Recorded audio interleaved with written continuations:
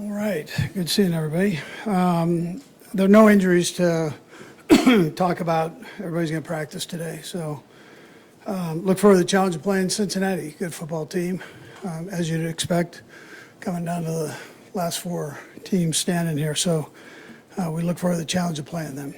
With that, time's yours. What's the comfort level in Patrick practicing today? Yeah, no, he'll practice. He did the walkthrough this morning, and he'll practice this afternoon. Do you anticipate him being a full or limited participant?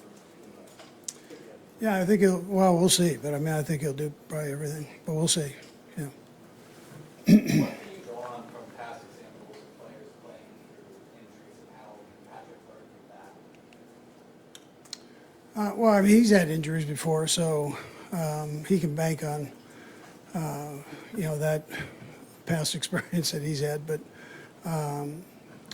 he'll do fine. It's just a matter of making sure that he's safe safe as you can be out there on the football field. But, Andy, is it a case of just wanting to see him do some things today, and then obviously next hurdles is obviously how does it respond for tomorrow's practice?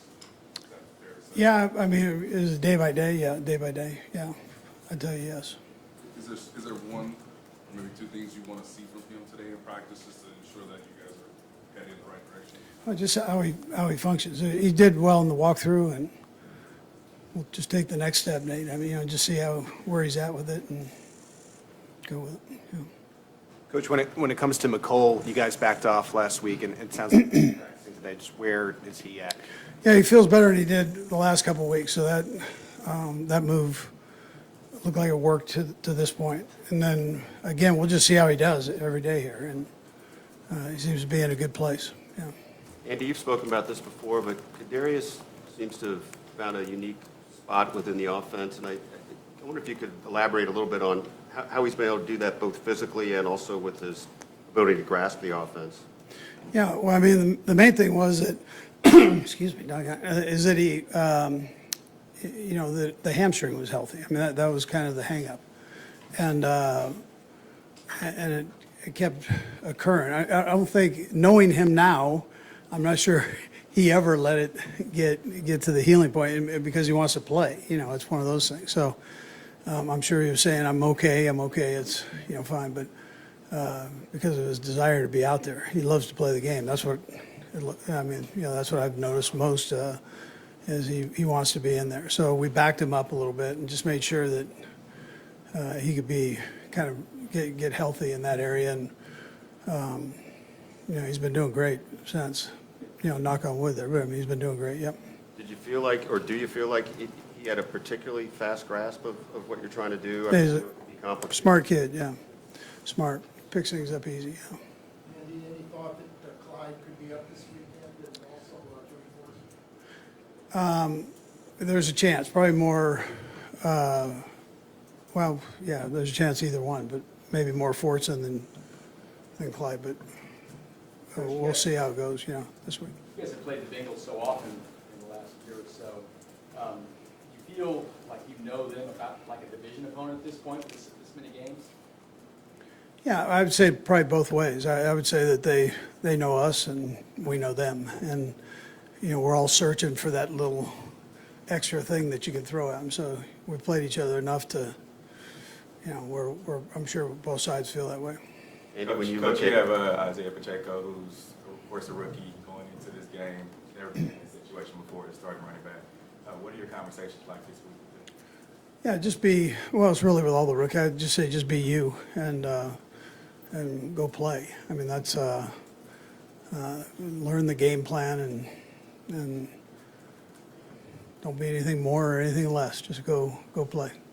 Coach, there are people in Cincinnati who feel like they've got something. There's something that they have, maybe mentally. Their players have more confidence against you guys. What do you say to that?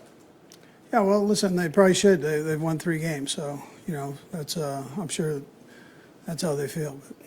But that's okay. We're still going to play the game. So. Coach, you said both teams are searching for that extra thing to get on top of each other. What did you see from the last game that put them over the top of y'all? That wouldn't be smart if I answered that, but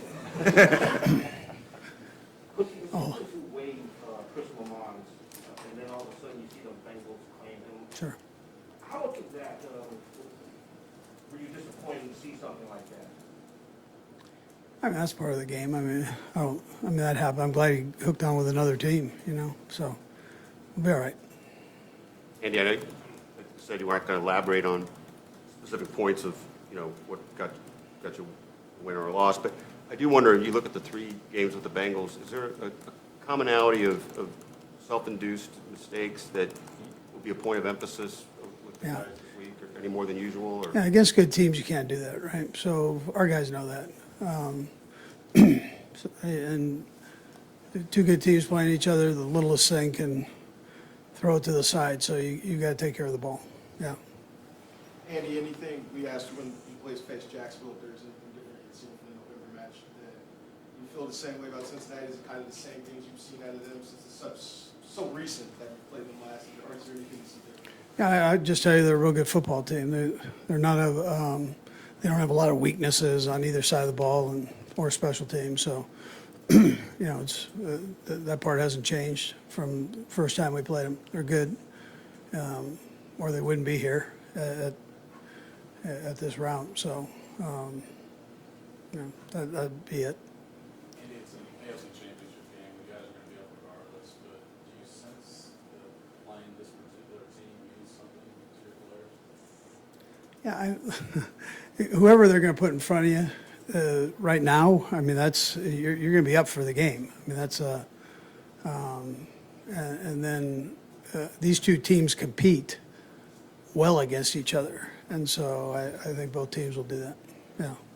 And you mentioned the Pat's battled through injuries before in the past. He's played well battling through them, but I guess is he more prepared to handle it now as opposed to years past in terms of mentally playing the spot or handling it in any capacity?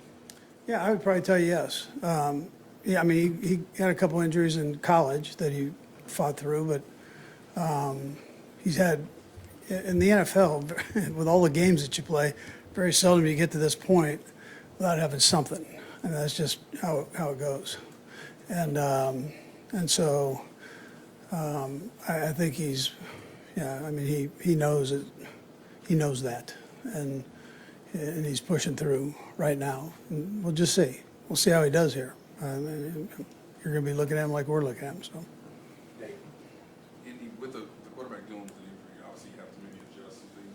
I just wonder where you feel like your experience, having been the coach for all these years, helps you maybe get a quarterback, obviously maybe limited or hindered by something into a rhythm, have them succeed in a better place. Where do you feel like your experience allows Yeah. you to succeed?